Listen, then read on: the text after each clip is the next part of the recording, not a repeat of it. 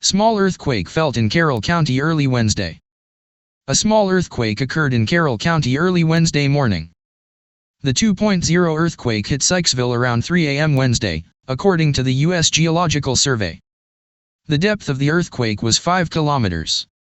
Nearly 200 people had reported the tremors to USGS as of Wednesday morning. Meteorologist Ava Marie says it is normal for us to get 1 to 3 small earthquakes per year in Maryland.